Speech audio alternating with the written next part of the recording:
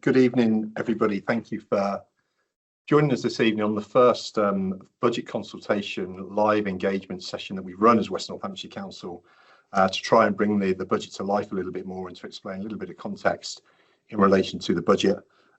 My name's Martin Henry. I'm currently the Chief Executive on an interim basis at West Northamptonshire Council. My substantive role, however, is Chief Finance Officer, referred to sometimes as Section 151 Officer, and Executive Director of Resources, so I have a fundamental role in relation to the setting of the budget, and ultimately I'm responsible for the finances associated with West Northamptonshire Council at an officer level. I'm joined on the panel essentially by a selection of members of Cabinet and from some officers too, so let me just run through the members of Cabinet who are with us. We have Councillor Mark Arnold, who's the leader of the Council and Chair of Cabinet. We have Councillor John Slope with us, who's the Cabinet Member for Finance, and we have Councillor James Petter with us, who's the Deputy Leader and Cabinet Member for Local Economy, Culture and Leisure. It's important, I think, to set out the distinction between the councillors on the call and the officers on the call, so I just plan to do that very briefly. So the councillors on the call are the elected representatives, and each elected representative across West Northamptonshire represents one of 76 wards across the area. The members are usually, but not always, aligned to a national political party, so we do have some independent councillors, but most councillors are aligned to a national political party.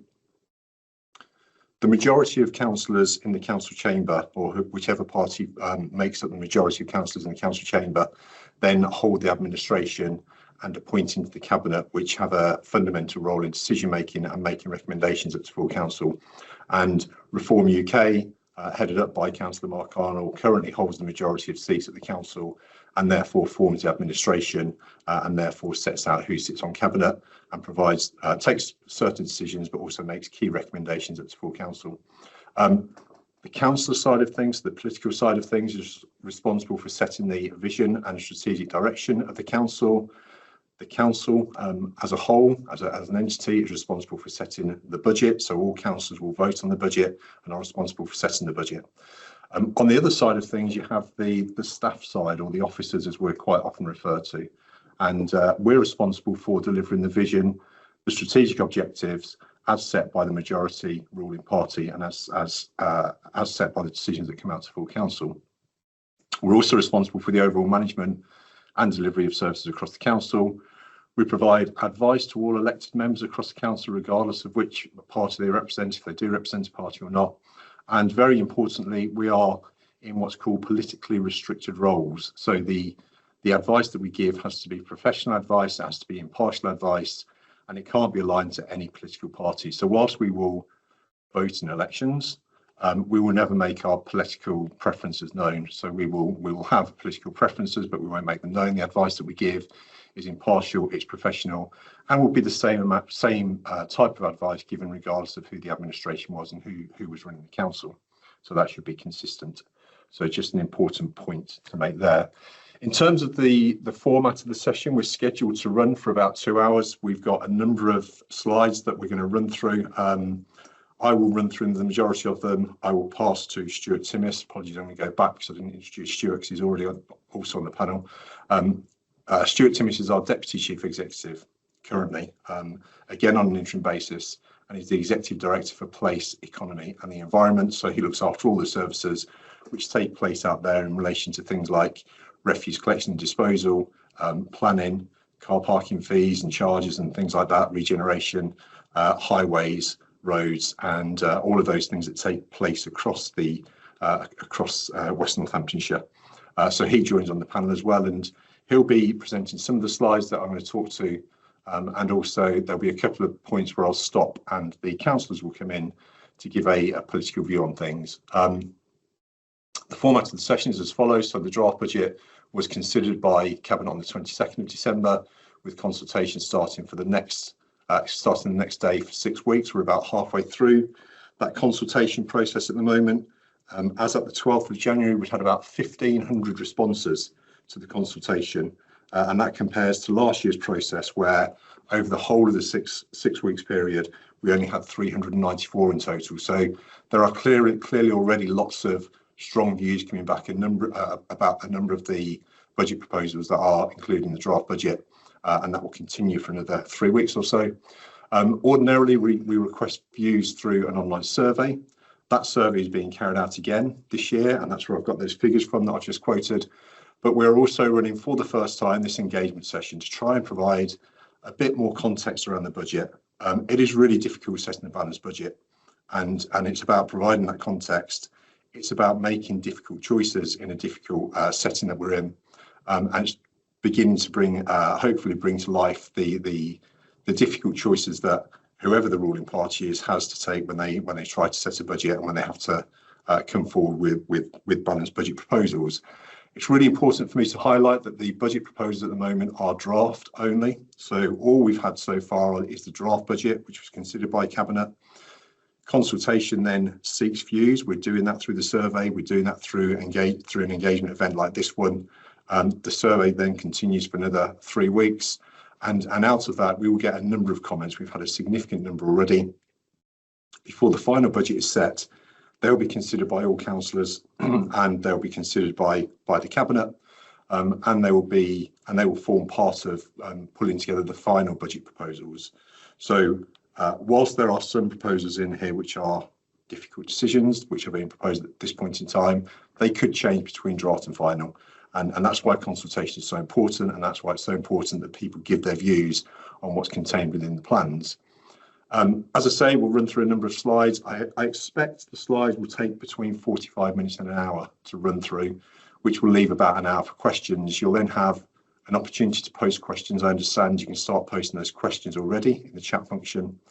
In the background, we will have a couple of officers who will be grouping those questions into key themes. And at the end of the presentation, the questions will be put to the most relevant panel member. If it's a technical question or a factual question, something to do with process or something to do with a query about costs, for example, they'll be referred to officers, so to me, to Stuart, and we have several other officers online on the panel who will be able to respond. We hope will be able to respond to those technical types of questions. If they are political questions in terms of, so why are you doing this, they'll be fielded by the relevant councillor who will respond to those particular political questions. We will, as always, attempt to respond to all the themes that are raised in the questions. There might be some really detailed ones which we don't know the answers to, but we will also post responses to the frequently asked questions on the website. So that's the format of the session. That's how we're planning for it to work. But I think you should be able to start posting your questions almost straight away. So feel free to do that. The slides, so what we'll be covering in this session: background and context of the draft budget and consultation, where the funding comes from, how it's spent, our budget setting process and timeline, the challenges that we have just in setting the budget, and then how you can have your say and help to shape the draft budget as it becomes a final budget over the next month or so. And then finally, hopefully for the last hour or so, an opportunity for questions to be asked. We've had a number of questions already submitted prior to this event, and I think we'll kick off the questions by running through the answers to some of those questions, and then we'll go into the live interactive questions as they come forward. So, looking at West Northamptonshire at a glance, just very briefly for context, we are in what's called a unitary authority setting at this point in time. We have one authority that covers West Northamptonshire. There is another authority that covers North Northamptonshire. It came about because previously, right up until 1st of April 2021, there was one county council across the whole of Northamptonshire covering most of the major services, and then there was 7 district and borough councils providing other services. So there was a 2-tier local government arrangement. I think it's well known that the county council got into financial difficulty. As a result of that, government commissioners were sent in, and the recommendation was that there should be 2 unitary authorities covering Northamptonshire. But for each authority, so for the West and for the North, we now run all of the services. So we don't have that 2-tier arrangement. We are responsible for running all of the services that local authorities run. And I don't intend to go through this slide in detail. Again, it just gives you an idea of the size and the scale of West Northamptonshire. For example, 434,000 people is the population across our area. We are the 5th biggest unitary council in the country, so that's the size and scale of us. It's not on this slide, but we spend in delivering all of our services to all of our residents and businesses, and also the grants that we administer on behalf of various grant giving authorities. We spend about 1.2 billion. So 1,200 million is spent in providing the services that we run. So we are a huge organisation. We've got very different profiles across West Northamptonshire. So we have the towns of Daventry, Northampton, Towcester and Brackley. We have pockets of quite significant deprivation, particularly in some areas of Northampton and in some areas of Daventry. And we have a mix of rural areas and urban areas. And we have some very, very towards the south of the county of West Northamptonshire, we have some very affluent areas. So, for example, in the rural south, we are the fourth least deprived area in the country. So there's just some facts and figures here. We will also post these slides online for people to pore over in a bit more detail if they wish to do that. I think the other one that strikes me within this slide is just again, the mix, the number of towns that we've got, but also the significant number of villages that we've got, and some absolutely beautiful villages across West Northamptonshire. But we have 166 town and parish councils who help to manage other services across the whole of the area. So that just gives, at a glance, what the profile of West Northamptonshire, what we look like, the size and the scale, and very, very briefly and quickly how we were formed and the reasons why we were formed. These are the different types of funding that we receive. Now, we're not covering all of these tonight. What we're going to focus on is the top left-hand circle, which talks about the revenue account. So when we talk about the revenue account, this is largely funded through council tax, and I'll come on to what that split is like later on. But we have various other what we call funds, which are funded through different means. The focus tonight will be on revenue. Revenue is the annual cost of running services. So we run a significant number of services across West Northamptonshire Council, and there is the annual cost of running those services on a day-to-day basis. So things like salaries, things like contracts that we have, things like running costs of premises, for example. We have income going in there, which reduces the overall net impact of revenue because that contributes towards some services. But the revenue is the ongoing running costs of the services that we run and have responsibility for. The net budget for our revenue account, which is, as I've said, funded primarily through council tax, is 459 million, and that's the bit that we'll focus on primarily tonight. We are going to do just a couple of slides just on capital. Capital is where we are investing in particular assets primarily, and we are looking to regenerate or participate in regeneration within the town centres and places like that. So there'll be a couple of slides on capital. Capital is generally funded. These are generally one-off purchases, so therefore it's not an ongoing cost that happens year after year. It's generally one-off purchases that we make. They are funded primarily through capital grants that we receive, or we can borrow to fund that capital expenditure, and the impact of that borrowing does hit the revenue account. Or we can sell assets that we've got and we receive capital receipts, and they can be used to offset some of those capital projects that we've got. So there'll be a couple of slides on that. In total, we have for 26-27, 83 million we're planning to spend on investing in capital schemes for the next financial year. And over the next 5 years, we're expecting to invest 143 million. Schools, we get a schools grant of 552 million. The majority of that goes directly back to schools. Within that, there is something called the high needs block, which does stay with us, and we have pressures within there because of because some of the statutory responsibilities that we've got. We're not going to focus in detail on that this evening because we wouldn't have time to do that, but there's another significant amount of money that we have responsibility for. We receive public health funding of about 22 million, and we spend that 22 million pounds each year dealing with public health issues and initiatives to try and make sure that people are as healthy as possible. And we're addressing any particular areas concerned within public health that we can. And we also have a housing revenue account, and the housing revenue account, we spend about, again, this is an annual account that we have responsibility for. We spend 71 million pounds a year on looking after our 11,000 social houses that we've got. That is funded entirely actually through rents. So we get rental income from those properties, and that rental income, which comes to 71 million pounds, funds the cost of running and managing that housing stock. At the moment, that housing stock is managed on our behalf by Northamptonshire Partnership Homes. There is a plan to bring those services back, starting in the next financial year, but also the financial year after. We're not going to focus on that tonight. The focus is mainly going to be on the top left-hand circle, which is on the revenue account, which is funded primarily through council tax. This then shows how that revenue account is funded. We receive £292 million in council tax. There is a slight distinction here on this first circle because it splits it out between general council tax of 245 million.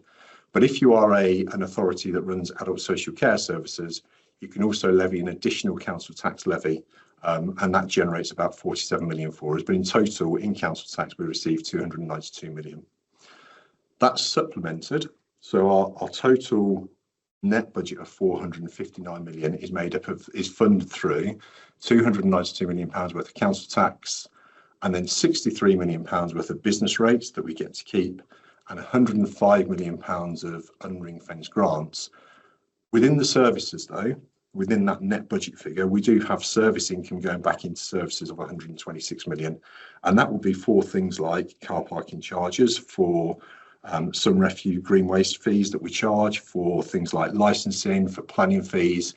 Anything that we can charge income for sits with the service and brings the net budget down, which is why it's important that we review that on a regular basis and we make sure that we are charging a reasonable and fair amount. Outside of all of those, we also get 146 million pounds of further grants, which are ring-fenced for a specific purpose. So we receive that money for a specific purpose. We have to spend it on that specific purpose. The expenditure matches the 146 million, and therefore it's netted out, doesn't really form part of the overall net budget that we've got. So that's how we fund the revenue account, the general fund revenue account. When you see your council tax bill, it's bigger than the figures that you see in the reports that we put together for the draft budget and the final budget. And that's because we also collect council tax on behalf of other agencies. So within your bill, you will have a line which says West Northamptonshire Council for the services that we provide. That makes up, on average, varies from parish council to parish council actually, but on average that will make up 79% of your bill. You'll also have, in most cases, not in every case, not every parish council levies a precept, but in most cases, the town or parish council will levy a precept as well. We collect that on behalf of the town or parish council. We passport that funding back to them for the services that they provide, and that makes up about 4% of your bill. And we also collect money on behalf of the Police, Fire and Crime Commissioner for police and fire services. So they will set their own budget.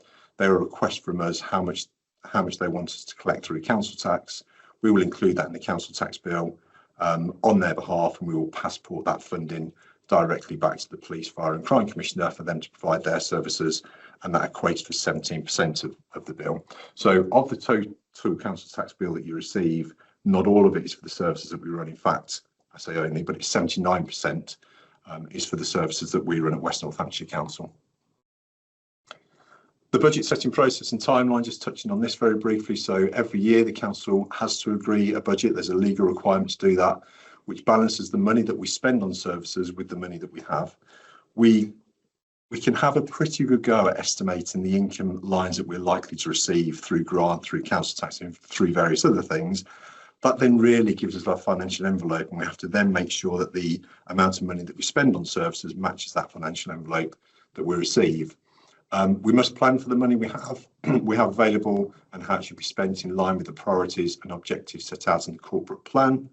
The financial year, just to be clear on this, runs from the 1st of April until the 31st of March. So it's not a calendar year, it's a financial year, and it starts on the 5th of April, it starts on the 1st of April and runs to the 31st of March the following year. We have published our 26-27 draft budget proposals. As we know, that's why we're having this consultation exercise. But they are draft. Again, throughout this briefing session, I'll be highlighting the fact, and I'm sure the members will be highlighting the fact that these are draft budget proposals.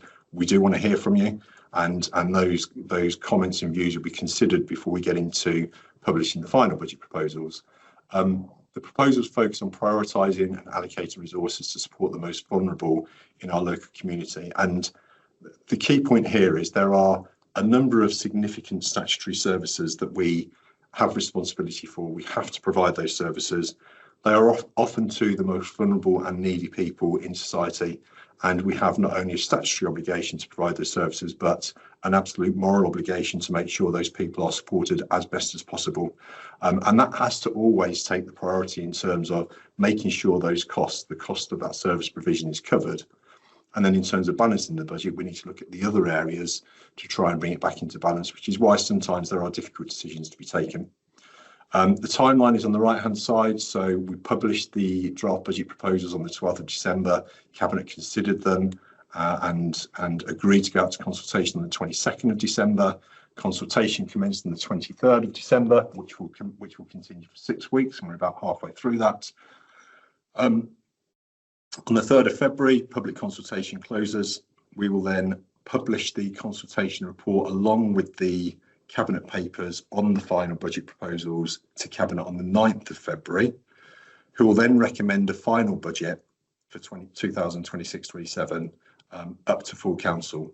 Those full council papers, Cabinet will consider that the 16th of February. They will then recommend up to full council a final budget, and full council will consider those proposals on the 26th of February 2026. This just kind of builds on the point that I made about some of the statutory responsibilities that we have and just how much of the budget it takes, and therefore gives you an idea of I guess the limited amount of flexibility that we've got in the other areas to try and make sure that we are balancing the budget going forward.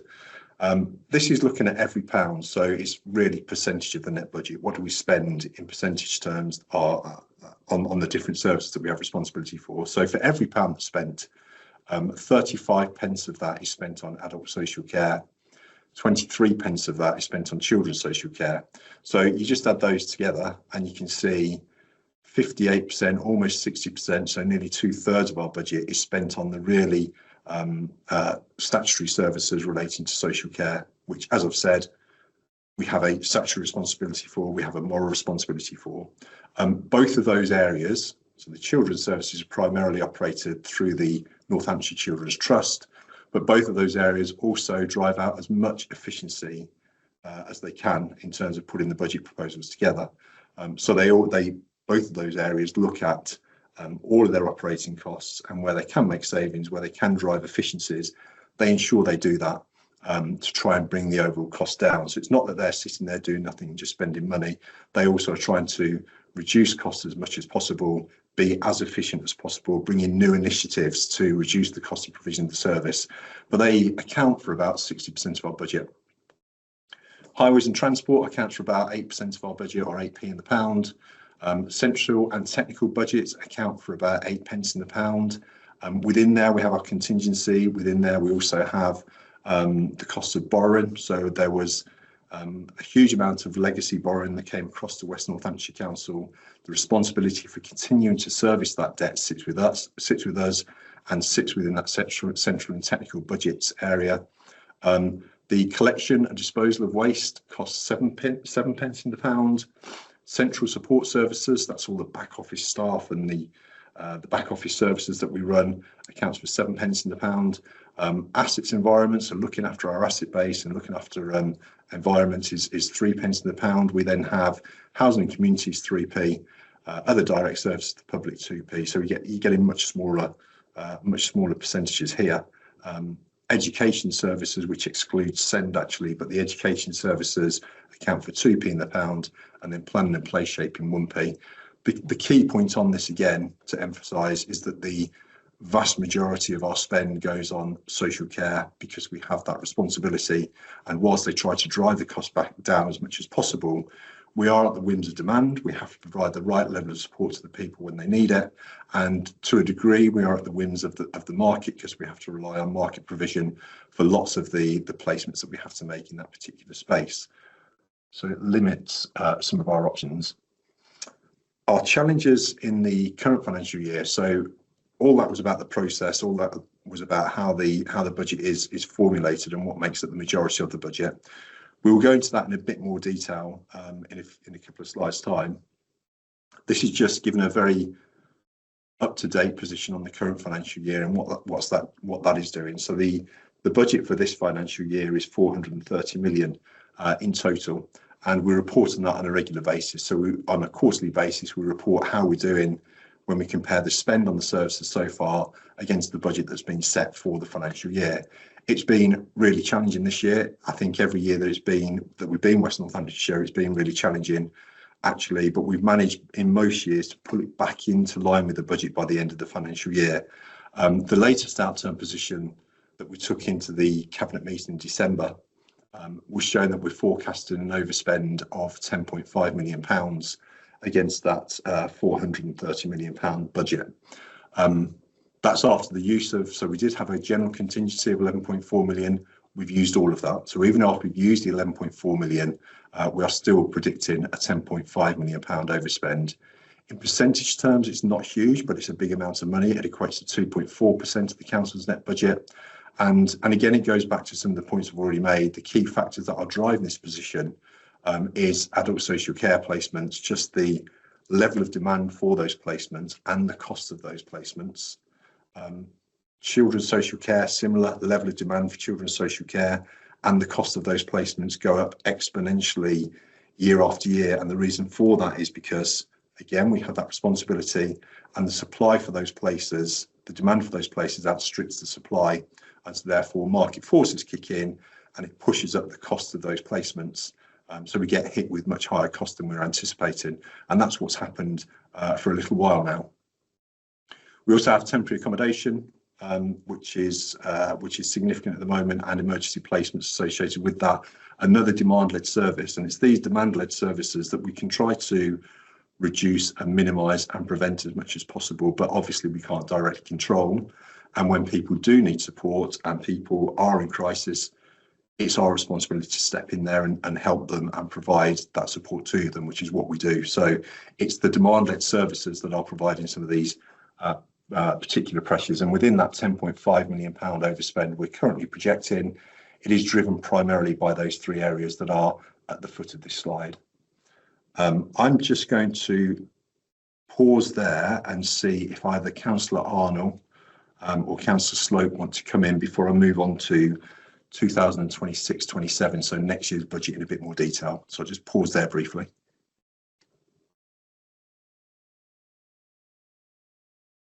Thank you, Martin, and good evening, everyone. Good evening to our residents and members of the public at home. Firstly, thank you to our officers for putting this together and getting such a huge amount of data and information in a very presentable format that people at home can easily digest, or we hope you can. If you can't, please do put comments in the chat, and our officers and colleagues will try and support you in that. I think it's really interesting where we've been. Obviously, with our administration coming into office, we took over a budget that was already set by the previous administration only in the February of 25, and then started April the 1st. It was a month old when the election took place. It's very important that from myself and Councillor Slope on the call, that we sort of say to our members of the public and residents that it's not a budget we set, and the overspend we've got is unfortunate, but it's fairly obvious, having been in office for a fairly reasonable amount of time now, to understand how it's come about. And it is the case that in the budget we're setting going forward, that we're acknowledging the challenges the previous administration faced, and we are seeking a remedy to avoid that as well, albeit there is uncertainty, and as Martin Henry just said there, a rising cost of demand-led services and a rising demand for those. I'll offer Councillor Slope the opportunity to come in now. I'm sure he can add a bit of value to that. But good evening, everyone, and I'll contribute throughout the session. Thank you. Yes, thanks very much, Mark, and thank you for Martin, and welcome to our listeners. Yeah, it has been a challenging time, and we've as we've heard, we've inherited a very difficult financial position with £553 million worth of debt from the council going bankrupt twice in 2018, with £316 million worth of that debt payable by West Northamptonshire Council. And that actually costs us £10 million in interest payments every year. On top of that, we've recently had the national budgets, and that's brought about a £10 million a year additional national insurance payments, whether directly or indirectly. So that's come from central government. So these pressures have really been very difficult and a big challenge for us to address, and hopefully we've done it in a fair and balanced way. As we've said before, this is it's still at the consultation stage, and we're listening, and we're very pleased for the contributions that I can see are coming in now. So thank you, and back to you, Martin. Okay, thank you very much. So I'm going to move on now to setting the 26-27 budget and the draft budget proposals. What we do right at the start of the process, and we start the process in about May, June time, so this has been running for a number of months already. We set out the principles, we take that into the cabinet members, and we seek support for the principles which will underpin the budget when we go through the budget setting process. We have to set a legal budget. That's the first bullet point here. We are prudent and cautious, and we try to make sure that we've got a sustainable budget going forward. We do have reserves, but we try to avoid using reserves as much as possible, because they're like savings, and when they've been spent, and that causes problems for us going forward if we use too many reserves to balance the budget. So we try and resist doing that. We look to every single year, so up until 26-27, and under previous administration, we have maximised efficiency savings. That's always been the way that we've done things at West Northamptonshire Council, and to date there's been £115 million worth of efficiency savings that have been formulated and delivered. We've got another £32 million worth of savings coming into 26-27, which are part of these draft budget proposals. So whilst the funding we receive doesn't keep up with the cost of the provision of the services, what we primarily try to do to reduce that gap between those two figures is to have as much efficiency savings as we can, and to maximise those to protect services as much as we can. We review income streams from fees and charges, and we increase where appropriate. We know this is one of the most contentious ones that we've got within these draft budget proposals, which is why members are very keen to hear views on it. We explore opportunities to invest in improving services where we can.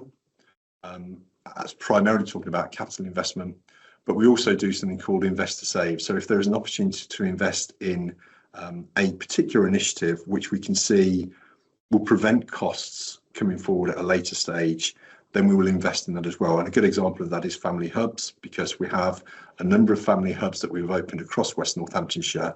The purpose of that is to wrap the right amount of support around young families, to stop them falling into crisis, to stop them needing support, and to stop them falling potentially into social care, which is where it could end up.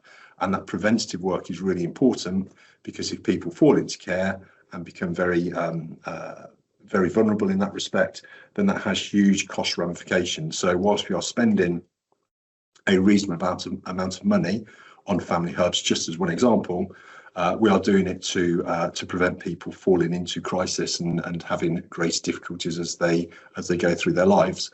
We review resources such as council tax levels and housing rents in line with maximum levels allowed by the government. I will say, I talked about the role of officers right at the start of this presentation. As the Chief Financial Officer, I will always advise that council tax levels should be increased to the maximum, because if you don't do that, you can never catch up on not going to the maximum. So whilst council tax is above the level of general inflation, RPI and CPI, when you look at how much our costs are increasing by, and there is a slide on this later on, it's much greater than the council tax that's being proposed at this point in time. My professional advice will always be, regardless of who the administration is, that the council tax should be maximised and should be increased to the maximum amount, as should housing rents, because not to do that can cause you significant problems and make you less financially sustainable going forward. We should only use our reserves for the purpose for which they were created, and we should maintain them at levels that protect services for our residents.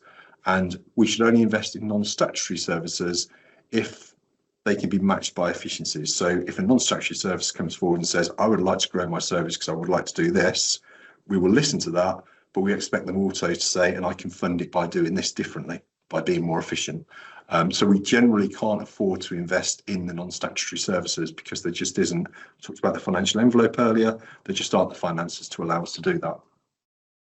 We'd love to do it, but the finances just aren't there. 26-27 is the most challenging budget that we've had so far, in my opinion, in my impartial, non-political opinion. It gets more difficult each year. So when we became West Northamptonshire Council, and we brought all those councils together, there was a number of savings and efficiencies that could be made, which we could easily make, not easily make, but we could make them. The more we go through this I guess phase of increasing costs and not matching the income that we receive, and the more we drive out efficiencies on an annual basis, the more difficult it is to find new efficiencies. We have rapidly increasing and unprecedented demand for vital statutory services. I think I've covered that point already. We have an increased cost of service delivery. We have pressure on dedicated schools grant deficits, and we have fair funding uncertainty. Some of these we'll go into it in a little bit more detail later on, but they're the main things that are making it most challenging. I think one of the key things is, if there is ever such a thing as an easy saving or an easy efficiency, they've all been taken, and it becomes increasingly difficult to drive out more efficiencies as you go forward.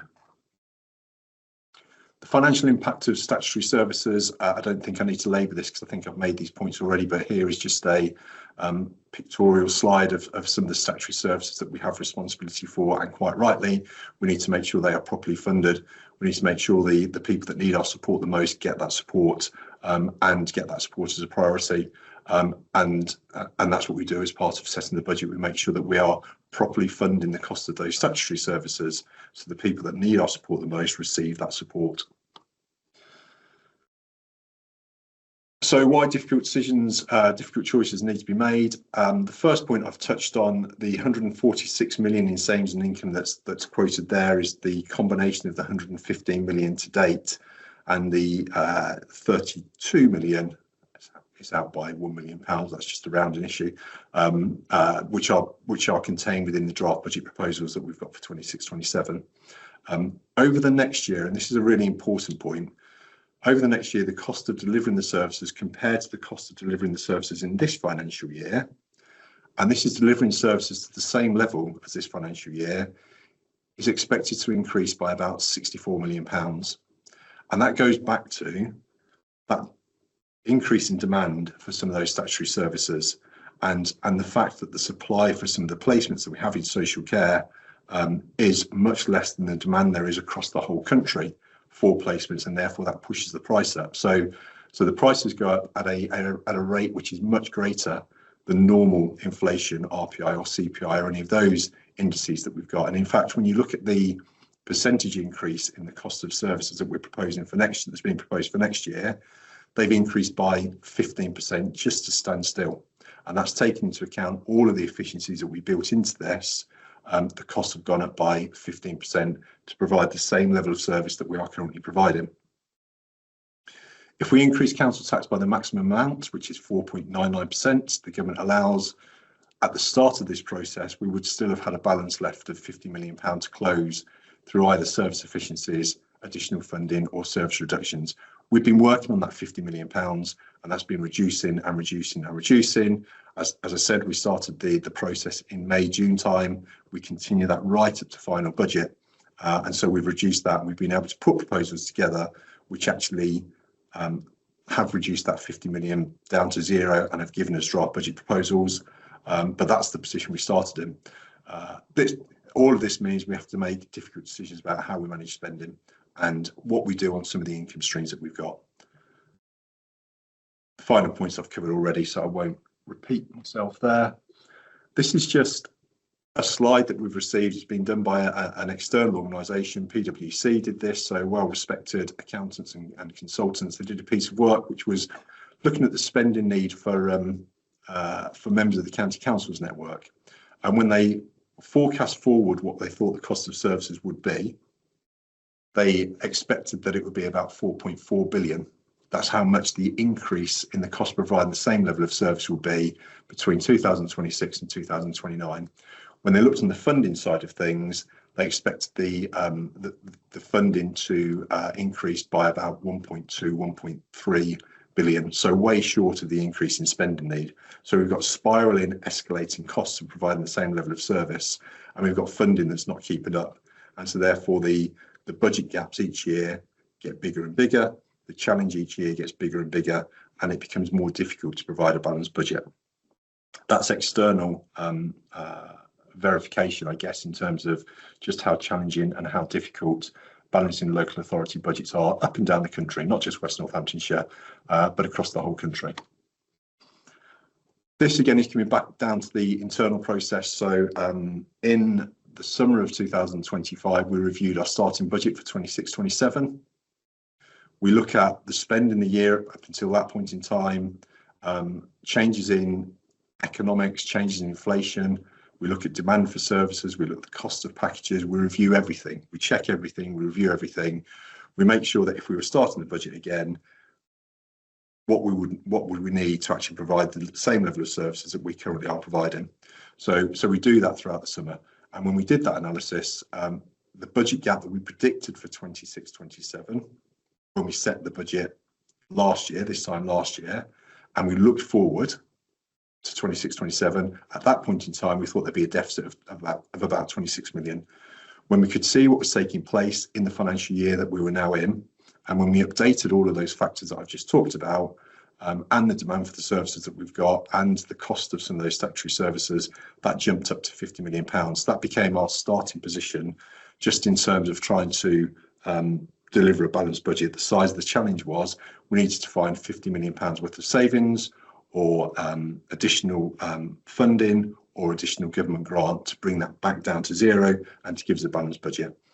In autumn 2025, we held something called Star Chambers, where we had sessions which are chaired by me, but we have leading members in there, we have portfolio holders in there, we have the executive directors in there and the assistant directors, and we work through the efficiencies that they are coming up with to try and drive those costs down. So as part of that process, we identified £20 million worth of efficiencies. And then from that point in time up until where we are now, we continue to work on the draft budget proposals. We squeeze as many savings as we can. We go back and ask for further questions and challenges. We look in great detail at all the different budget lines that we've got. And we also build in assumptions around the government's fair funding review that was taking place at the same time. We look at business rates, we look at council tax, we refresh all of those. So between the autumn and where we are now, we moved it from a position of being £30 million out of balance into a balanced budget position. One of the key things that we had, which was an unknown for 2026-27, was in relation to what was called fair funding. So the government for many years, different governments for many years, said we need to update some of the factors that go into the amount of grant that we allocate for local authorities. And that hadn't happened for well over a decade. We know in Northamptonshire we've had significant population growth, and so therefore we expected to get increased funding as a result of that, because with population growth often comes a greater need and a greater cost for services. So there was a full consultation that was issued by the government in June 2025. It proposed a fundamental review of how local authority funding is distributed. It impacted on a number of our key income streams, representing about 167 million and made up of business rates income and central grant funding.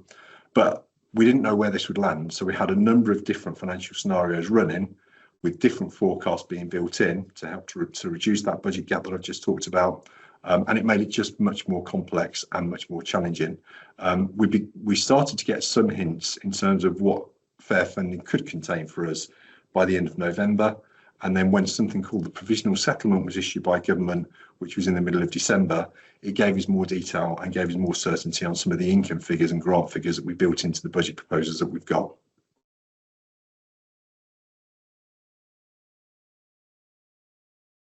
Through all of that, though, we have produced a balanced budget based on the best information we have available at this point in time. We can meet, we're confident we can, and we are ensuring that we continue to meet our statutory duties despite material increases in demand and increases in costs. We have, as I've said already, £64 million worth of additional base budget growth just to stand still, just to provide the same level of service that we currently provide, but based on the demand for the services and the cost of those services, we've had to add £64 million into the base budget to stand still. At this point in time, in the draft budget proposals, we're proposing an average council tax increase of 4.99%, which takes the council's average charge for a Band D equivalent property to £1,960.14. One of the written questions that we've had is in relation to the council tax increase. That's a political question. We'll not deal with it now, but the first question we have when we get into the question session, we'll pick up on council tax, and Councillor Mark Arnold will respond to that. This is just, don't intend to go through this in detail. It's a more detailed breakdown of the draft budget. The key column, I guess, is 26-27, which shows the net cost of services, which is the third line down of £459 million, and it shows how that's funded. It also shows our medium-term financial forecast going forward, and what that demonstrates is, if you look at the line that's second from the bottom, when we update the assumptions feeding into the cost of services going forward, and when we update the assumptions based on council tax increases, potential grant increases, and any other funding we expect to get, we think for 27-28, there'll be a £13 million gap. We already think that. If we deal with that £13 million gap, the cost will continue to rise. Funding won't rise at the same rate. This assumes a 4.99% increase in council tax all the way through this plan. We would have another £16.6 million problem to solve in 28-29. If we solve that problem, we've got another £10 million to solve in 29-30. If we solve that problem, we've got another £10.9 million problem to solve in 20-30-31. So it continues to be really, really difficult because the cost of the services, primarily the statutory services, increase at a rate which far exceeds the increase in income that we're receiving, and it just continues that challenge year on year on year. This then just breaks down again how we're spending the money. So in the draft budget, how does it break down between the main services that we run? You can see adult social care accounts for the most, it's 163 million, followed by children's services, which is operated by Northamptonshire Children's Trust at 106 million, and then we've got place and economy, which is highways and planning and all of those things that I talked about earlier on, £95 million, and then a number of smaller directorates and services making up the balance. Moving on to proposed savings and efficiencies, and this is just before I hand over to Stuart, who's going to take us through the capital side of things. The draft budget does maximise service efficiencies wherever possible, so it includes another £32.1 million worth of efficiencies and savings and increased income. Reviewing the fees and charges account for £3.7 million of that.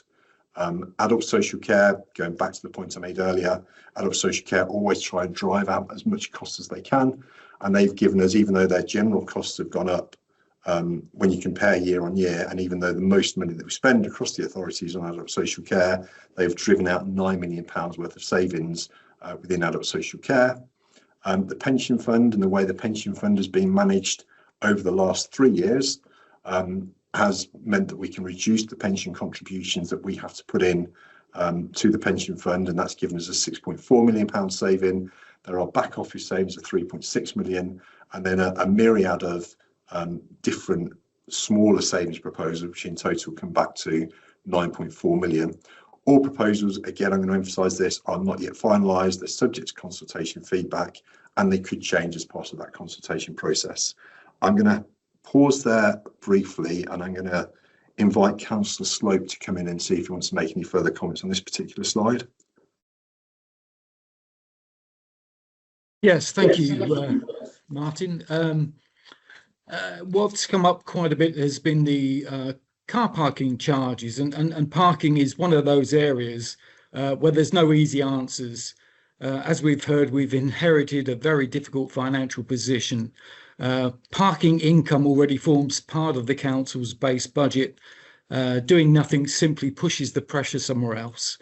What we've put forward are proposals, not decisions, In some existing car parks that already charge, modest increases are proposed to reflect costs. In a small number of areas that currently don't charge, charges have been proposed for the first time. And this is exactly why we're consulting.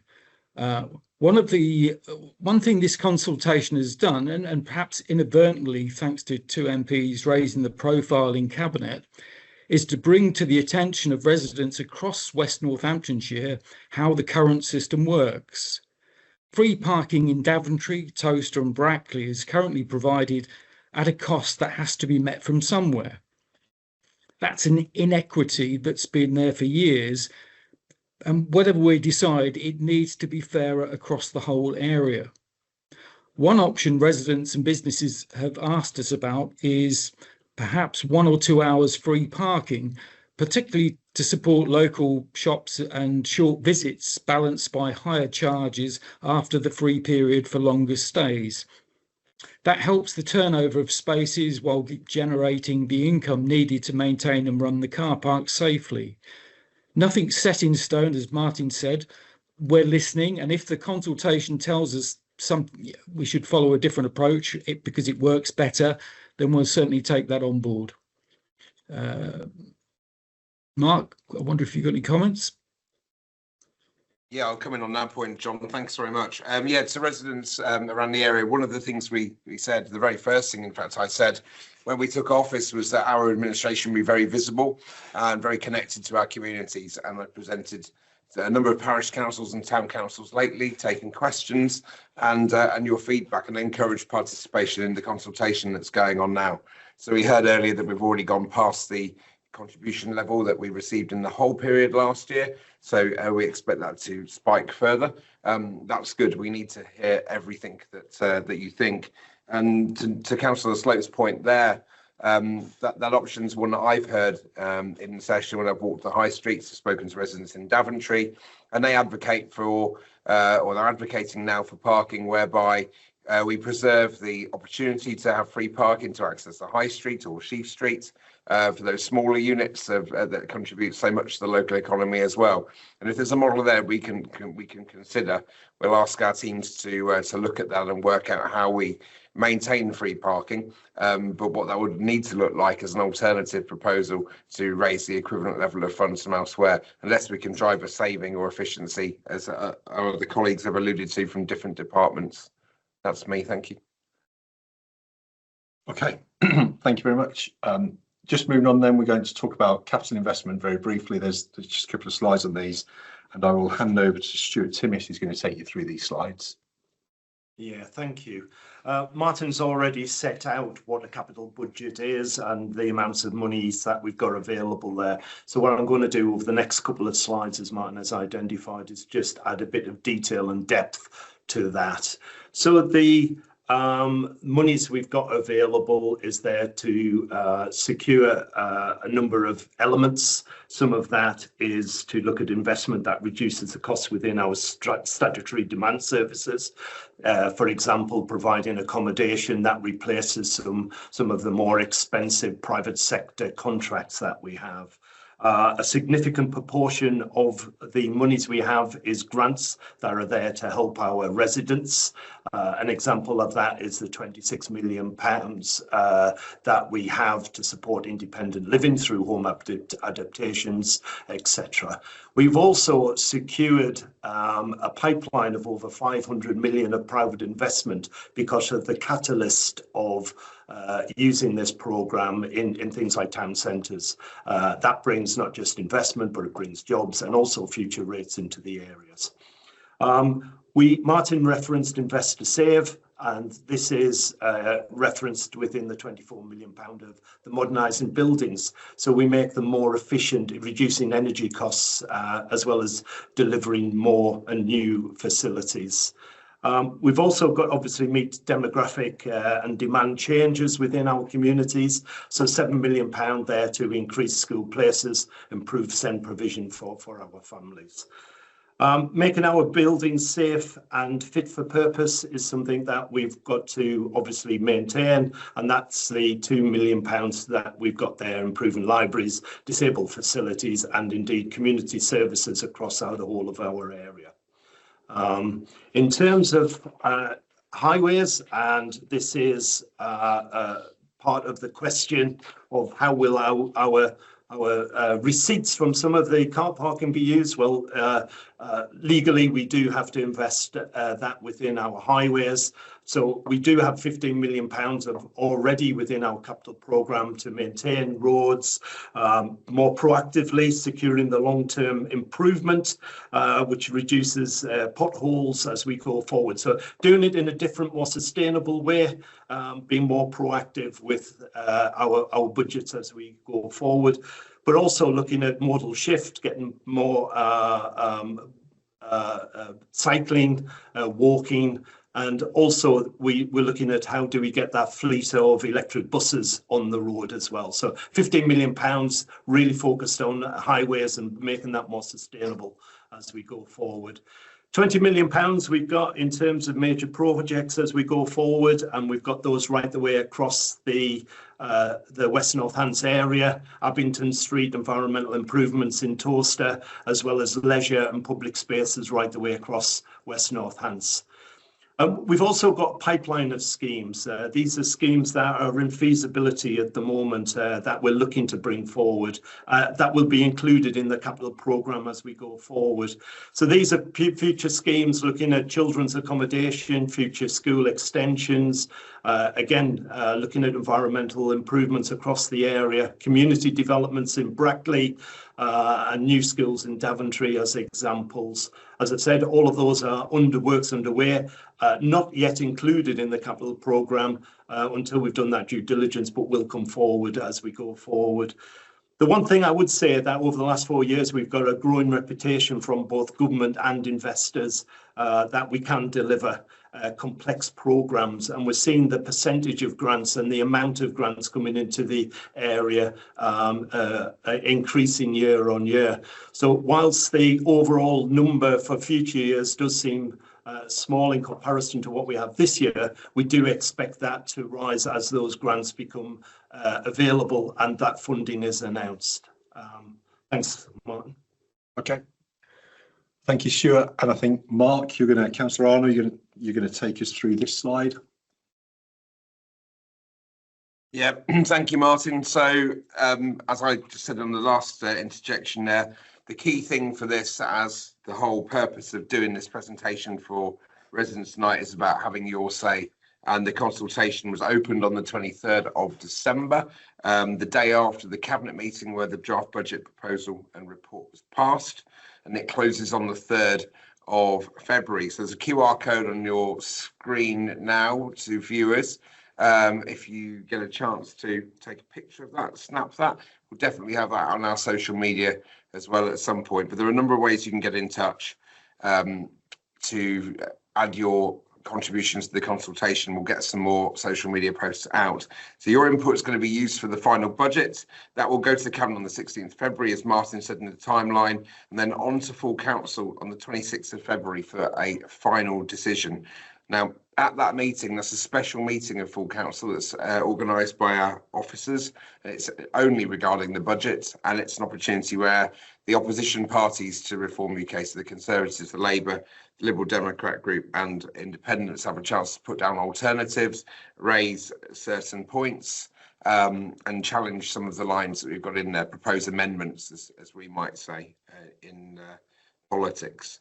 And it is the case that the Reform UK team will listen, and if there are credible suggestions there coming from around the room, then collectively we'll work together in the joint interests of our residents to do that. As some of our wards are shared with other members and some are not. We work for everybody, whether you voted for us or not. So you can access the survey for free at council managed libraries across West Northampton. You can request a copy in another format by emailing to haveyourSay@westnorthampton.gov.uk. or you can phone 0300 126 700 and our customer services team will pick that up. So just to reiterate what I know Martin has said and what Councillor Slope has said, these draft proposals are not finalised, so this is your chance to help shape the budget, and we do value any input. Thank you, everyone. Okay, thank you. Final slide, you'll be pleased to hear, and then we've got the opportunity for questions. So at the top of your screen, you should see a menu with several options. Select Q&A, which is the question mark icon. I think you will have been using that throughout the session so far, so we will have been collecting those questions. I've not seen any of them, but in the background we have Becky and we have James, two officers, who are going through those questions. They're putting them into, organising them into particular themes, and we will now go into that question and answer session. I thought the presentation would take about an hour. It's taken just exactly about an hour, which is incredible, really. But yeah, we'll move on to the question session now. So I'm going to stop sharing my screen, so the slides will go away, and I'm going to hand to Becky and James, who are going to start asking some of the questions that have come forward. Thank you. Thanks, Martin. Yes, there have been a lot of questions during the presentation. We're going to start off with a couple of the questions that were sort of pre-submitted. We'll start off, the first one is actually for you, Councillor Arnold. It's around why is the administration proposing to increase council tax? Thank you, Becky. So yeah, very, very key question, and certainly one it's worth acknowledging around news outlets that have reported. So there's a political response to this, as well as a factual response and a sort of financial response. So when we came into office, we did comment about finding efficiencies in councils and cutting taxes. We didn't per se say that we would cut council tax as is, so I'll deal with that there. But when you go through the numbers, we can look at the impact and cumulative impact of what not increasing council tax does.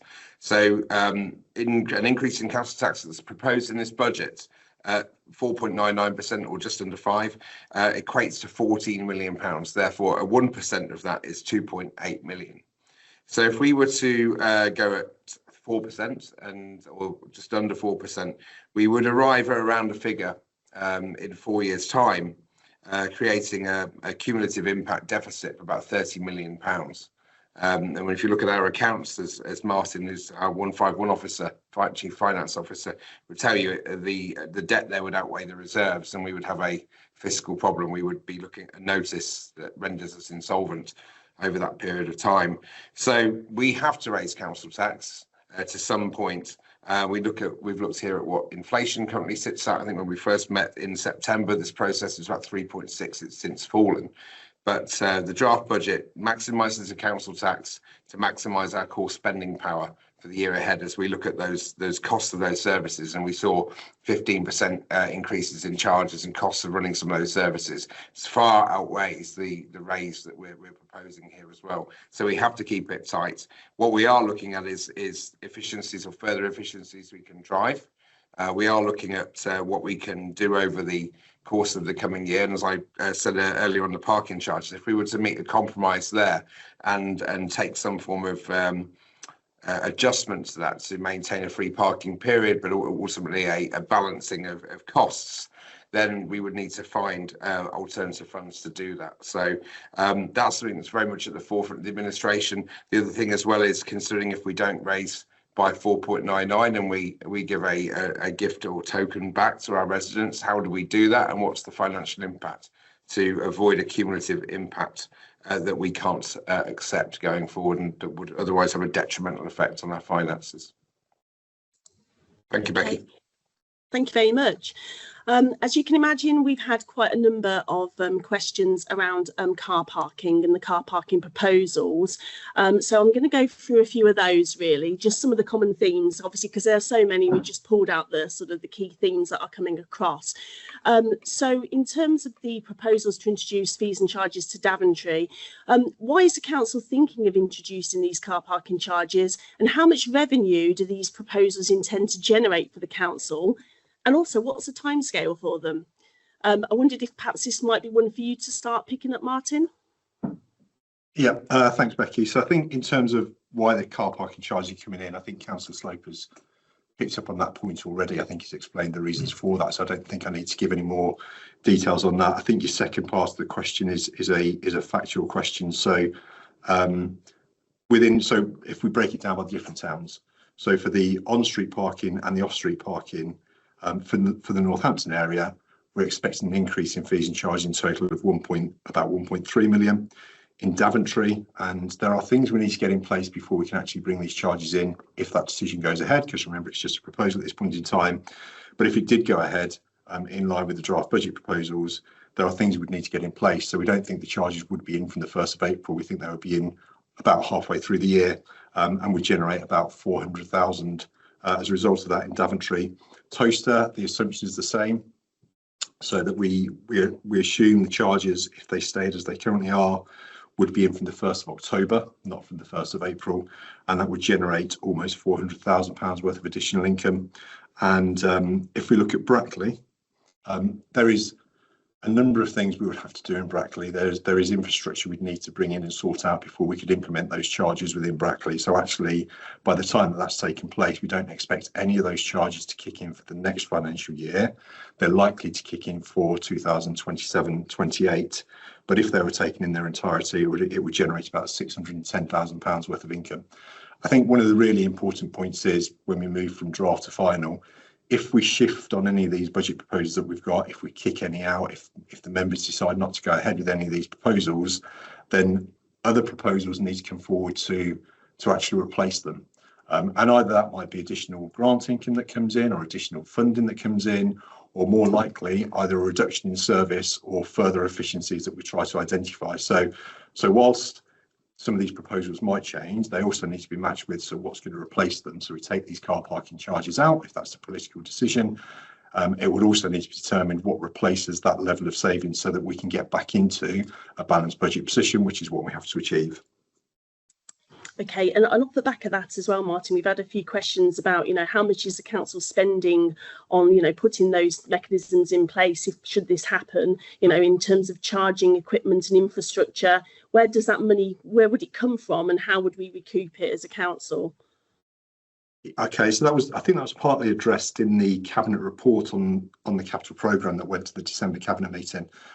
We expect the cost of purchasing the equipment, bringing it in, will be in the region of 500,000. We would fund that either through some capital grants that we receive for some of the on-street parking arrangements that we need to bring in, or we'd fund it through the general capital programme and therefore through borrowing. That cost of borrowing would then have an impact on the revenue account, which is what we've been talking about tonight. But the additional fees that we get from car parking charges across all of the proposals that we've got would more than offset that cost of borrowing. So that's how we would fund it. Okay, great, thanks. Still on car parking, we've had a number of questions around the sort of legalities of introducing parking charges. Is the council legally allowed to raise revenue by introducing parking charges? I don't know who wants to pick that up. Maybe Stuart, are you able to pick that one up? Yeah, happy to, Becky, thank you. Road Traffic Regulation Act 1984 clearly states what the legal position is in terms of charging for on-street and off-street parking, and also it identifies, along with case study and case law, what you can actually spend that on. So that's all been taken into account when we've been looking at the budget and setting that. Obviously, we've got monies that were already going into the capital programme. The £15 million that I identified earlier is grants from government that are given to us on an annual basis to invest. So again, the whole paper that was taken has had a legal review to make sure that it is robust and legally acceptable in going forward. So absolutely, that has been checked and double checked as we've gone forward. And but again, we welcome the challenge and we're happy to provide more detail if required. Okay, great. And just while you're on as well, obviously we've had a number of questions around, with concerns around perhaps the proposed sort of parking charges, that the economic impact this might have. It might kill town centre trade. Some people are saying it could impact small businesses. How does the council respond to sort of those concerns? Yeah, again, happy to pick that one up, Becky. Absolutely understand that concern. However, there are many examples up and down the country of similar sized towns that have introduced charging and that haven't had the impacts that have been described by some people. We've tried to keep the charges at a level that we hope and we will monitor will not impact. But we're keen that through the consultation, as Mark and John has already set out, that we hear people's views on this, and that's exactly what this purpose of this consultation is about. We've identified something that we can see examples of, that we've set it at a charge that we don't think will impact using those experiences. So again, happy to hear people's views. Again, John made the point earlier that in some forums, we do hear about how difficult it is to park in some of these towns, especially during the busy times. So getting some controls, in particular in the short stay areas, is something that could be beneficial as we go forward. But again, we're here to listen and we're here to reflect on any views that are put forward. Okay, thanks. And that actually led me on to the final question that around the car parking in terms of the themes, which was around, you know, what assessment has been made on any likely displacement of parking into residential areas, you know, surrounding the town centres of Brackley, Daventry and Towcester. So again, we have done an assessment of that. We have looked at the streets in and around the town centres to understand what that impact would be. Again, we're at the point where we're consulting. No decisions have actually been made. So I absolutely accept there would be further work to do in that respect. But just to give people confidence that we have looked at that, we have an appreciation of the types of works and the issues that could create. And again, we're ready with plans should that happen. Okay, great. Come in on that point, Becky, if I may. Yeah. So just following on from Stuart's part about the, if I just go back to the last point and on to this one about killing trade in town centres, it's when the political side of the spectrum here in Realm is very different, and we do have the benefit of talking to senior colleagues within the party around the country who've taken on a breadth of different councils, all very different, and as Stuart pointed out, different areas, different needs, different behaviour, different services, different retail demand, and our rural towns do have a plethora of small, vibrant small business that do benefit from short-term visits. That's some of the feedback we've heard. And it is what we will listen to and model any prospective changes on. But some of the things there as well is about demand and space. And it's actually interesting going into Daventry. When I used to live there, I'd quite easily walk to where I had to go. When you serve in the council and you go to a meeting at the Abbey, you can't find a parking space, and you realise that the parking space is full. But they're not people that are shopping in the town centre. So there is some qualified theory behind moving traffic on. If we can model our car parks that allow more frequent short stay space around the town centre by regulation, and support long stay parking in slightly different locations. Daventry, I'll give you an example, being the Gasworks or the Undercroft, Lodge Road Undercroft under the Abbey Retail Park. You've moved longer stay parking a short distance away from the short stay parking and left your immediate areas by your high street to stimulate retail available. So these are things that I've heard on the streets when I've walked around. And the same is true of Brackley, where, as Martin pointed out, there's a bit of a delay there where we will put a solution in, and equally in Towcester, where you've got a capacity for a long stay car park a little bit further from the town centre, but in immediate walking distance that services both needs. So that would stimulate economy, but there is no academic theory that I can see, and nothing that I've found from talking to party colleagues, that parking charges do indeed kill town centres.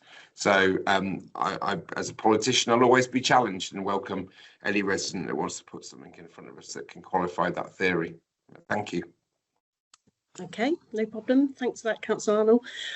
So just on the subject of fees and charges, actually, we have had a specific one in around question around street trading licence fee and why that's increasing again. I wondered, Stuart, whether you were able to respond to that one, and sort of generally perhaps around, you know, how we have looked at fees and charges and what the criteria has been as we've reviewed them. Yeah. Again, there is a document and appendices to the draft budget that went to Cabinet that's got all of the fees and charges identified there. Street trading, if I remember correctly, is one that's just gone up by inflation. Obviously, that just covers our internal costs, etc., etc. And the vast majority of the fees and charges have gone up just by inflation. I think it went 3.5%, I think, in that particular case. So again, we've obviously looked at covering our costs in certain areas, and the increase in terms of NI and other issues associated with staffing, etc. It doesn't stand still. So generally, that's the answer to the street trading question. Others we've looked at, as has been identified, car parking seems to be the big topic areas, as we probably knew it would be. And why has that gone up at that level? Again, some of that is to cover the costs. We've got free car parking that costs the council money to maintain and to. So again, we need to, as has been identified earlier, look at the equity behind that and across the whole of the area. So yeah, it's mainly in terms of just looking at it from what is the cost and what is the particular issue. And thank you very much for that. And obviously we've talked obviously at length around fees and charges, council tax, but we had questions through about, you know, what can we elaborate on perhaps some key themes of some of the other types of savings and efficiencies that we're making in this draft budget? I don't know who wants to take that. Martin, maybe initially, or? Yes, I think it's picked up by one of the slides that we went through earlier on. So we're always trying to drive costs out wherever we can. So there's a number of proposals where people have looked at their services and said, if we set things up slightly differently, if we restructure the teams that we've got, if we use some of these digital solutions that we've got, for example, to provide better services, we don't need as much manpower to do that. So there are some staffing proposals in there where we just go through that normal process of just running through and making sure that we are continually trying to reduce costs wherever we can. We've got the fees and charges, so we've looked in detail, in a very detailed level, at every single fee and charge, and we've increase them where we think there is justification to increase them. We've looked at, are we charging the right amounts to the right funds within the council, or can we charge them elsewhere? So I talked about the housing revenue account earlier on, and making sure that we are properly charging and reflecting our costs into those areas. And you know, we look at things like maximising grants where we can, and making sure that we offset some of our costs against grants wherever we're able to do that. There's a long list, and I think if you look at Appendix B in the draft budget report, it runs to pages and pages of different efficiencies that are coming out of it. There are hundreds of them, but they're the kind of general themes that we've been looking at. I can see that Councillor Slope is itching to get into to add to what I've said. Well, thank you, Martin. Yeah, I did a bit of work on this in lead up to the cabinet. So the efficiencies in income generation, we're looking at 32.1 million, and if we break this down by theme, which I did, we did some analysis, or I did some analysis. So charging and income, 10 million, which adult social care income optimisation was 4.4 million, fees and charges review 3.8 million.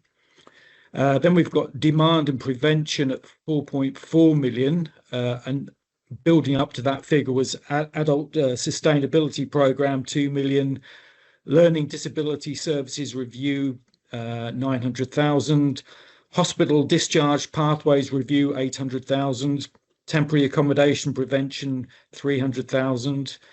And then if we look at the process and policy side of things at 10.3 million, and that's made up of two items. That's the The pension contribution rate, which Martin referred to earlier, at 6.4 million.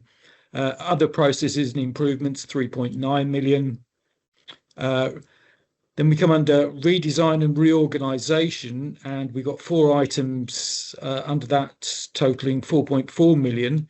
So we've got the corporate resources review at 1 million, adult social care partnerships review at 600,000, office optimisation at 400,000, other reorganisations at 2.4 million. And finally, we've got 4 items under the buying and commissioning at 3 million, and that's made up of 4 items. PFI contract early termination, 1.8 million. Although I think that's under review, there's been some things that have come out there that we need to just double check on those figures. Then we've got the DTI contracts review at 400,000, in-house legal services savings of 400,000. And other commissioning up 400,000. So yes, I'm so pleased. My little bit of homework there has come to good. Thank you. I'll if I can come in there, Councillor Slope, Martin.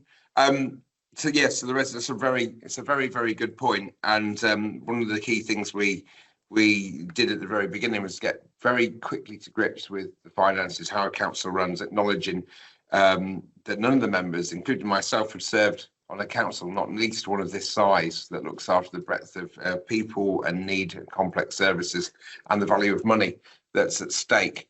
And it's a significant amount of money to get your hands, to get to grips with, get your hands on to drive those efficiencies. So I think Martin did a good job there of saying how much things are going up. So you can keep driving efficiencies, you can keep salami slicing, if you like, before you have to start looking at a whole reform and models. But it is extremely complex, and when you look at the percentage of the budget that is spent on the services, statutory services we have to provide by law, it is increasingly difficult. And with the population growth in West Northamptonshire from 405 or circa 405,000 people to 435,000 people in 4 years, that grows roughly twice the national average. So, and the population that's coming there is an aged population as well with complex need. So our growth and our need is spiraling. The other frightful figure that we've discussed has been alluded to is the override figure on our high needs block in SEND education. And as we sit here today, we have a figure. I said it on TV on Sunday Politics a couple of days ago, that's £65 million. By the time we get to 2028 and the government take over the management of that or the funding of that service, that figure is likely to be £198 million, £198 million, and that is vast. And our council will have to borrow that money, put it on an unfunded balance sheet, and the cost of that borrowing is put against the general fund or the council tax. So we can keep cutting. Efficiency savings will do some good, but the model of government funding is absolutely flawed in terms of the growth in that debt and deficit. I might be able to ask Martin if he had an inclination of what an cost of borrowing might be on that 198 million when it came about, if he can add anything. So 198 million, you're looking at about £10 million per year. Oh yeah.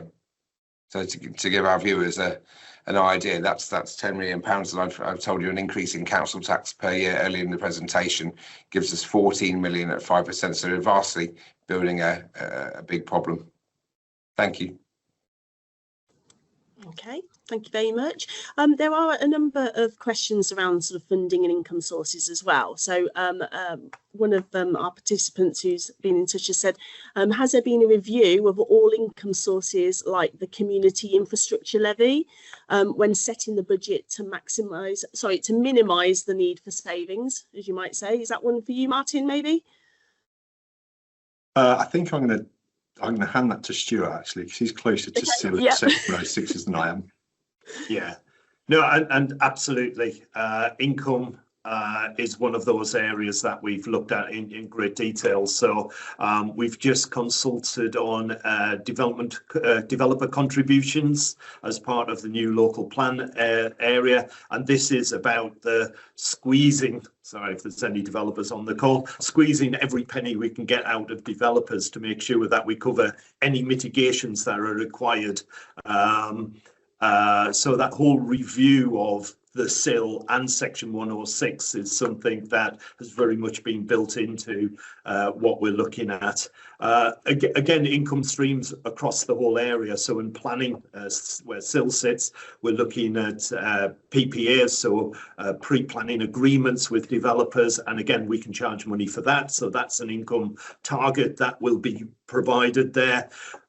We've looked also at some of the monies we pay through all of our budget frontline services. How do we keep the same or improve with the same amount of money?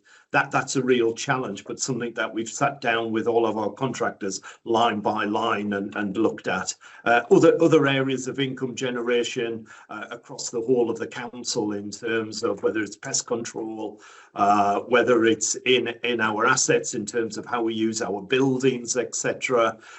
In highways, in terms of some of the licenses that we charge to utility companies as we go forward. Again, we've really driven income as far as we can. Sometimes legally we are stopped from charging again, so there are constraints in both what we can charge and some of the fees, as well as what we can charge in terms of income as well. So absolutely, I think we've looked at every line, but if people have got ideas of other areas they think that we should be looking at, again, this is all part of the consultation. I think just to add to that as well, we already identify where Section 106 has come from. We spend it on a number of projects for which they were intended. SIL as well, we use on major regeneration projects where we're able to do that. So we are making good use of Section 106 already, either for projects or for regeneration across the services that we run. So we're maximising that already, but it is about trying to make sure that we maximise those receipts going forward, and we use them as effectively as possible going forward too. Yep. Okay, great. And in terms of ideas coming forward, somebody has said, have you considered bringing empty council properties back into use to introduce new income streams? Yes, that probably is one for me. So empty properties, if they are empty for a period of time, actually we charge double council tax on them. As an incentive to try and bring them back into use. So there are a number of things that we're doing to try and bring empty properties back into use. We know there is a housing supply shortage across our area. So if there are lots of empty properties across the whole of West Northamptonshire, we are looking at a number of initiatives to get them back into use so that the housing supply generally goes up and we can benefit from that. But there are penalties in place already for keeping properties empty for too long. Okay, great, thanks. We've received a number of questions around social care and statutory services as well. Some have raised concerns over the rising costs of social care, such as children's services, such as how is the council, keeping these costs and spending under control, and what arrangements are in place to do so? That one for me? Yes, and I also believe as well we have with us Melanie Barnett as well, who's our Director of Children's Services, because there are some more as well, I think, some more questions as well for probably a bit of a double act as we go. Okay. But if you can have a look at that one, Martin, that'd be great. Yeah, so if I kick that off, we are only too conscious and too aware that the big areas that drive costs for us are the social care costs in adults and children's services. And we treat them very, very seriously. I've talked about we have to provide the right level of support for children and adults when they need it. We have a moral responsibility to do that. We will always do that. We have corporate parenting responsibilities. We will always make sure that we give the children the support they need when they need it, so at the right time as well. We accept that with that sometimes comes cost because of the market and the cost of those placements, and therefore we set the budget for these areas each year, and quite often the demand increases and the costs increase within those areas, and it causes financial problems for us, which we then look to address when we set the budget for the following year. So again, we've tried to correct the budgets for next year for adult social care and children's social care. In terms of what do we do to try and make sure we keep it under control, I made the point earlier, both of those areas try to drive out as much efficiencies as possible. So they're not just saying, we're providing the service, give us that money. When we put the budget together, so if we look at the contracts sum for the Children's Trust, they will put together a sum which they think they need to deliver the services that they've currently got, and projecting those forward and taking into account a degree of demand increase and a degree of inflationary increases. But if we look at this year, within their plans for this year, they also built in £12 million worth of savings. So they are looking to drive out savings as part of that. Myself and Councillor Slope, James Smith, so the Corporate Director for Finance that we've got, we meet with the Children's Trust Chief Executive and Finance Director on a monthly basis. They take us through the latest position, they explain where they are, they comment on the savings and which have been delivered and those that are at risk. So we have that level of detailed scrutiny and understanding on a very regular basis, but they absolutely are not sitting on their hands just incurring all this expenditure for us. They are trying to drive the cost down as much as possible, because they understand the position that we're in. Not dissimilar for adult social care. So whilst the Children's Trust is provided by an independent body, an independent trust, adult social care sits with the council, and certainly Melanie Williams, who's the Executive Director of People, since she started with us, has set up a sustainability board where she drives through and looks at all of those costs in detail to again make sure she's driving out as much value and reducing costs by as much as possible, because adult social care is in a similar position. You know, the demand is going up, the cost of placements are going up, they're outstripping what we put into the budget, even though we thought we corrected it. And so therefore they are on a very, very regular basis scrutinising all of that spend to reduce that overspend by as much as possible. Okay, and also, and I don't know if this one's for Mel as well, but why are costs of services increasing faster than taxes can be increased to cover them? You know, what is governing the increasing costs, for example, in children's social care? I think it's demand. So I picked up on this earlier. So, you know, the demand is the demand goes up and we have to reflect that, but it's also if we take placements as an example, if you look nationally about the level of demand for children's and adult social care services, the demand nationally outstrips the supply that there is in the market. So what happens as a result of that is the cost of those placements that are provided by the market increases at a much greater rate than the general level of inflation, because everybody's bidding to try to put people into those places because they need the support that we feel they need. The demand is greater than the supply, and that pushes prices up. And that generally, you know, at a very high level, that's what's driving those costs, that the cost of those placements increase significantly on an annual basis, way above inflation, basically because demand outstrips supply. And similar on things like temporary accommodation. That's another demand-led service. It's given us financial pressures this year as a result of that, but it's because the cost of temporary accommodation increases at a greater rate than we'd assume within the budget, because the demand is increasing and the supply is not keeping up, and therefore that pushes prices up. Okay, so another question, you know, why not invest in more council delivered social care? You know, this would allow more control of costs over the long term. Any response to that? Yeah, so we do some of that. It goes back to the invest to save point that I made earlier on. So within our capital programme, we've got a £20 million capital budget, which gives us the opportunity to actually either buy or modify properties and turn them into children's homes. And so we provide that service ourselves. That takes a bit of time to come to fruition. But that money is there to allow us to do that for that very reason, so that we have greater amount of council supply, greater control over the costs of that supply, and therefore that will reduce our costs going forward. So that's a classic invest to save project that we've got running, where there is £20 million in the capital budget to help to do that, to grow our own provision of children's homes, so that we can provide that ourselves, and we are less reliant on the independent sector to provide those placements to us. Okay, great. And somebody has asked here, said, hypothetically speaking, if the council decided to not meet their social care spending requirements, central government would step in to do so and provide financial support. Does anybody have any comments on that particular comment at all? Or I don't agree with that comment. We have the financial responsibility. It's causing financial difficulties for us. We all acknowledge that. We don't have the ability to send those costs back down to central government and say, please pick those up for us. We have the statutory responsibility to provide those services. We have the moral responsibility to provide those services. We have to provide them, and therefore the cost comes with that. Brilliant, thank you very much. So we've got a few more questions here. There's one here around business rates.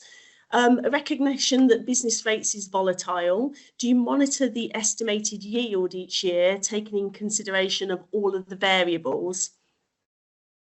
We do, yes. Business rates is very volatile. We collect a huge amount more business rates than we get to keep. So we're still in a, not getting into all of the technical details of it, we're still in a position where the business rates that we bring in, a lot of that goes back to central government, who then redistributes that. But it is volatile. We monitor it on a regular basis. Our business rates is quite buoyant. What we do have is we have a situation where if we can grow businesses within this area, we get to keep some of that additional growth. There is an incentive to attract more businesses into the area, because while some of that additional growth will go back to government, we get to keep some of it. Now, over the life of WNC, we've been very good at attracting new businesses into the area, and therefore we've retained a significant amount of business rates as a result of that. As part of the fair funding changes that came out of government, what they did was they reset what they call the business rates baseline, which essentially nullified that additional growth that we're benefiting from. So that's been one of the pressures that's fed into the budget for this year. We are pretty good at collecting business rates. We'll continue to do that and invest in our offices to make sure that happens. But we do, in answer to the question, we do monitor it regularly. It is volatile. Our collection rates and our collections are in line with what we've assumed historically. So we do okay on it. Okay, great. Yes, lots of questions coming in. Somebody's asked, how much money is being set aside into contingency? So in the draft budget proposals, there is £7 million that's been set aside in the base budget for contingency. What we will do between draft and final is we will finalise what came out of the provisional settlement. So the provisional settlement is when the government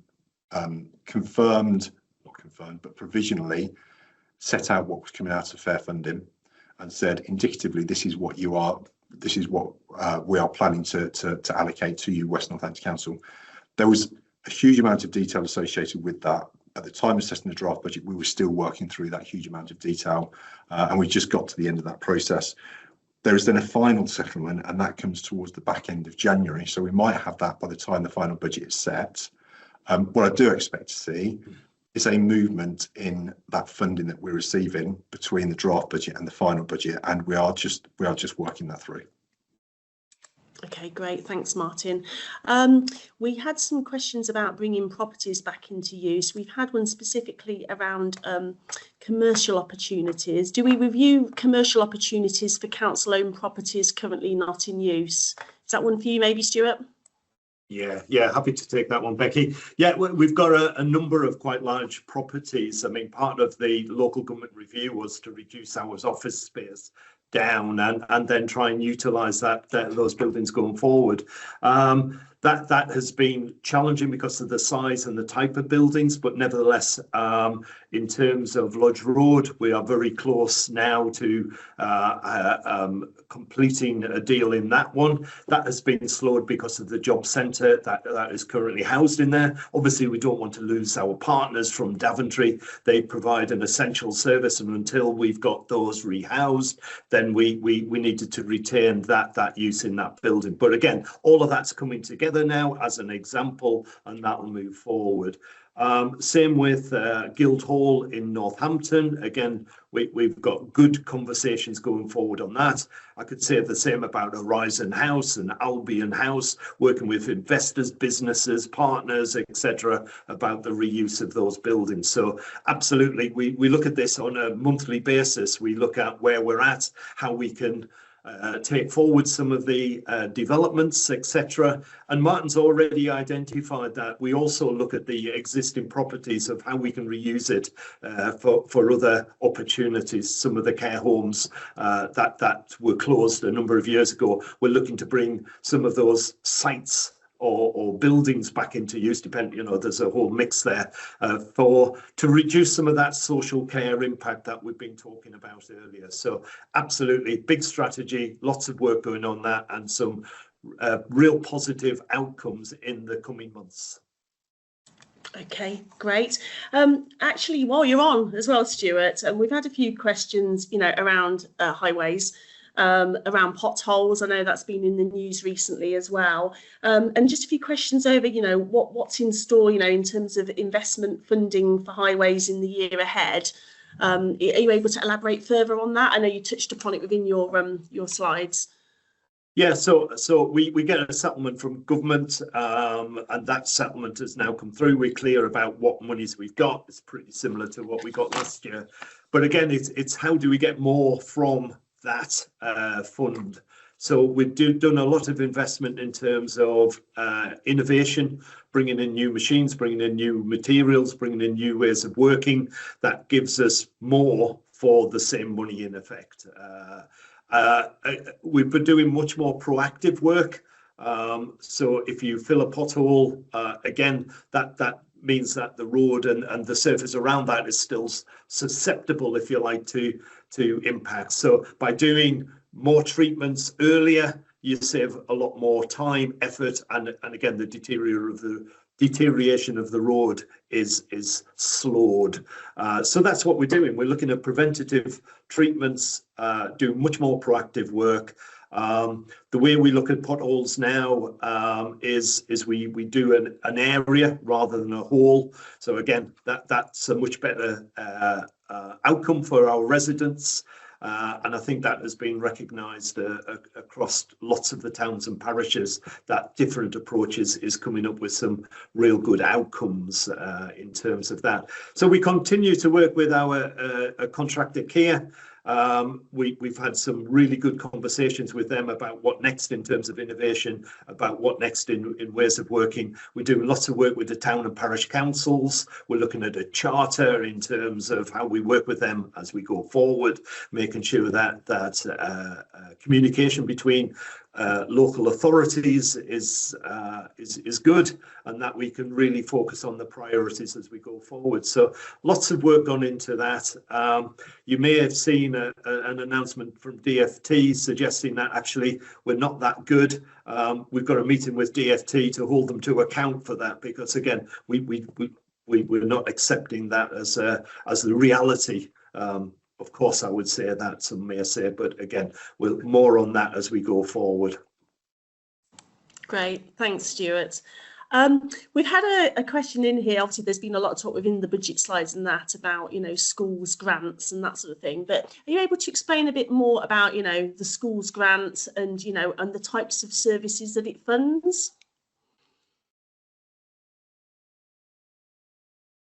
Yes, so the majority of the schools grant, and in total it's 552 million gets given to the schools for them to run their school operations and their services.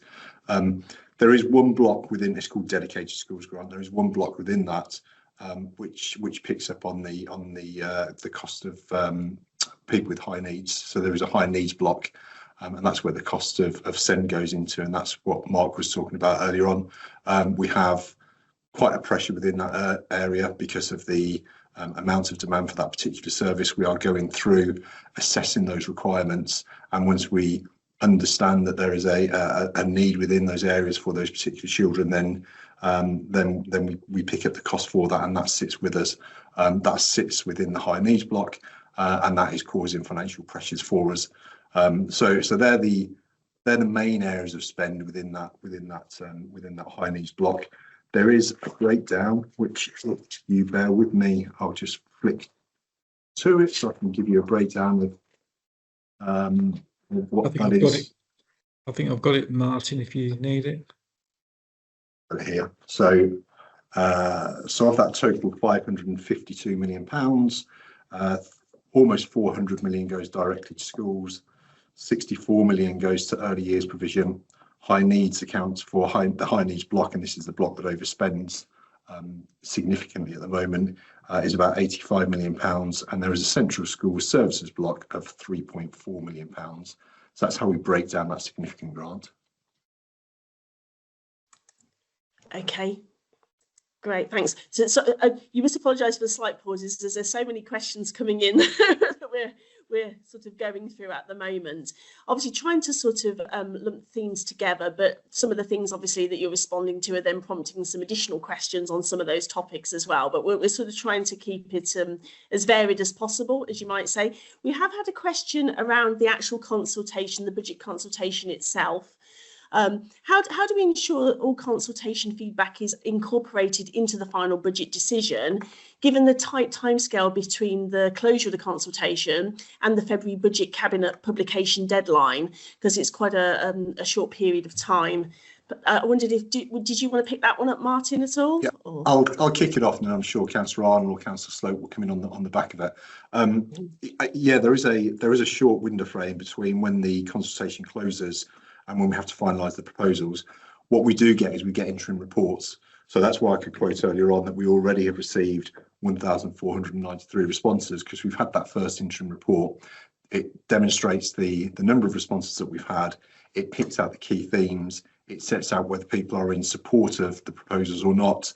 You know, the proposals that are causing the most consternation are on parking and are on some of the other charges that we've got going forward. So, but we will see at least 2 of those interim reports before we get the final report. And I think by the time we get to the end of consultation, if we compare this year to what's happened in previous years, it doesn't change very much in the last couple of weeks. I think the most strength of feeling comes in the first half of the consultation, and we will get those interim reports to start considering what's coming out of that.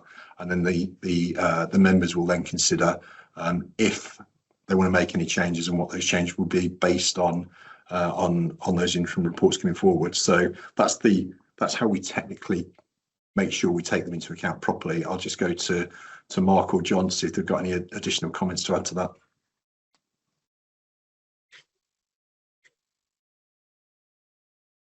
Sorry, delay on the line there. Thank you, Martin. No, just to say actually to viewers, we received a interim report today, and it's much along the lines of what Martin said, their ability to see the headline stuff, what you might call noisier items, but this is consistent with what we've heard out visiting meetings, town and parish council meetings, talking to residents in the streets. I was at Bugbrook Parish Council meeting last night, and there were members of the parish council there more concerned on Toast than Daventry, and it's good to hear their thoughts. It's also interesting to be able to in some way challenge back and listen to the alternative proposals, as whilst you're adding your thoughts on what you don't like. It's quite nice to hear what you do like as well. And in a short, I mean, you can make a broad brush statement here that 99% of this budget is palpable to everybody. A very small amount isn't, and it's that very small amount that isn't we need to address here. And that's what this process does. So I'm very pleased with the uptake, and I hope that figure rises considerably in the remaining weeks we've got available to the 3rd of February. Thank you. That's great. Thanks, Councillor Arnold. So just sort of bouncing around slightly, we talked about the pension saving, and somebody's asked, can you explain more about the £6 million pension saving and confirm this doesn't give the council a problem in the future? Yeah, probably one for me, I would have thought, and then John can come in on the back of it. There is a separate pension fund which we administer, West Northamptonshire administer and look after, not just for West Northants, North Northants, but also Cambridgeshire is part of the arrangements that we've got as well, and a whole load of other what we call admitted bodies. Now, every 3 years what happens is we have a huge amount of money going in there from pension contributions from members and contributions from employers as well. So from West Northamptonshire, if you think of our pot of money for pensions, we have contributions going in there for the members of staff that are contributing towards the pension, and we have contributions coming in from us as an employer as well. We contribute towards those pensions. We also have liabilities associated with the members of the pension fund, either with members that have retired or the staff workforce that we've got at this point in time. We know at some point in the future they will retire, and there'll be a financial liability that goes with that. Every 3 years, an actuary comes along and he looks at the money going into the pension fund, the liabilities going out of the pension fund, and estimates whether he thinks the pension fund is in surplus or deficit. And when he looked at the last 3-year period, and the data that he looked at was for the period which ended 31st of March 2025. That's when they took the data cut. So for this, at the end of the financial year 24-25, they then do a whole load of calculations. And in this year, they estimated that the pension fund was in surplus. And as a result of that, they said to us as an authority, you can reduce your pension contribution that you put into the fund. It doesn't impact on the individual's pensions, that's set in statute. It just means that we don't have to contribute as much going forward because of the way the investments have taken place in the investment fund. It's pushed us into surplus, and as a result of that, they've said you can contribute less going forward to still ensure that those pensions are fully funded, but you don't need to contribute as much as you have previously, if that makes sense. Yeah. And I'll pause there and bring John in to see if he wants to add anything. Yeah, thank you, Martin. And as chairman of both pension fund committees, what Martin said is, of course, absolutely correct. I'd love us to take the full credit for the nearly £7 million savings that we find ourselves in. But no, this is work that's been going on for the past 3 years. It's a cross-party meetings that we have in these, and they work very hard. We work hard with the actuaries to ensuring that we've got the right rates. The investments, the actual contributions that we put in, you talk about significant sums of money, so it will be something that we will look at. We don't just ignore it, because you're looking at probably something around £60 million, and now we've got that possibly down to about 53, 54 million, something like that, something along those lines. So it is an important area. So we balance that with the two things. We've got the costs that go into that, and then we've got the investments. Now how we look at those investments, whether we look at the cheaper global investments that we can do, or do we switch these for more bond type investments. And in fact, we're looking at investments. We've just moved from the Access pension fund. We're in the process of doing that through to another pension pool that we need to be part of, which is called Border to Coast.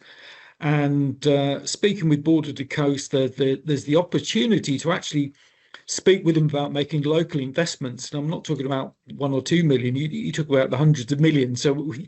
But it might take some pressure off other areas of the budgets that we have. But it's certainly active. It is a little bit complicated. The pension teams, pension committees are really doing a very good job. And that's where the savings have come from. Okay, great. Right, we've been going through them. We have actually had somebody say these look like, these questions are being prepared by the council. I can assure you that the amount of questions that myself and James are going through, they haven't been prepared by us at all. We're just having so many to go through. But we are trying to summarise them and put them in themes as much as we can. Just got a few more, really. I know we're sort of coming up to time now, really. We've had another one around highways. How is modal shift within highways reflected within the police service?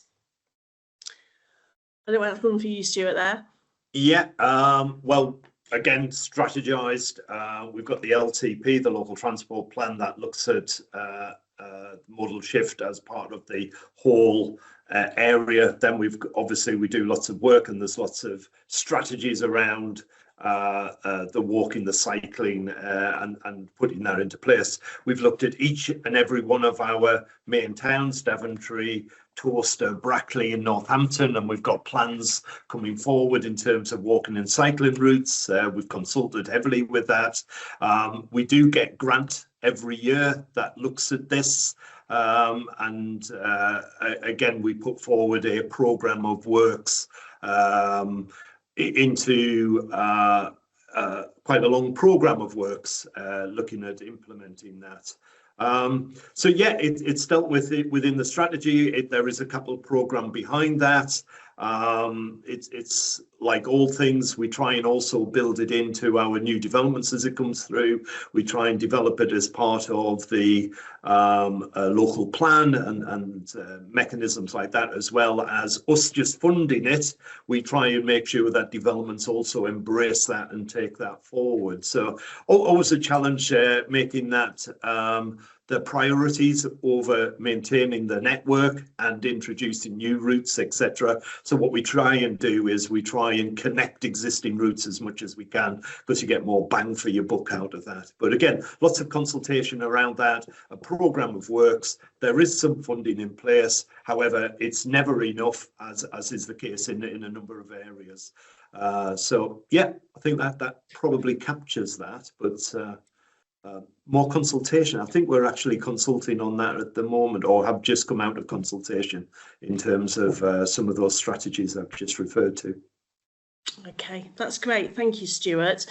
So we've, sort of coming up to time, we've got about 5 minutes left.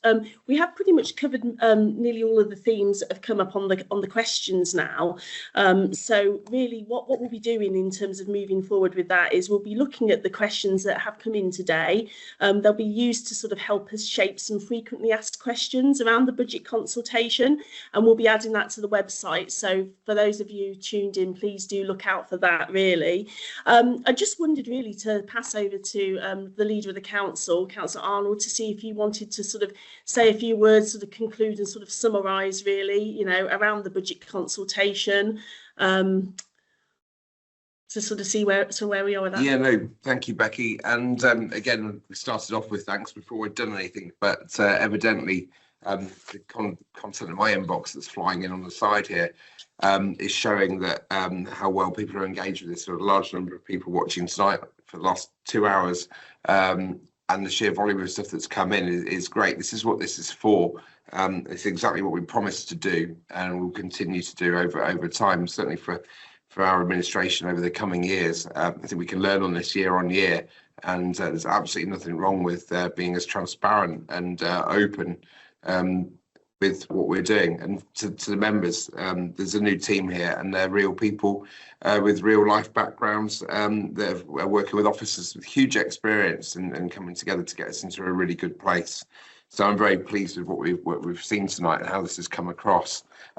We will continue to engage with everybody going forward. There's a parish council email just popped in there that I'll take a look at before I go home tonight. We'll provide answers to that.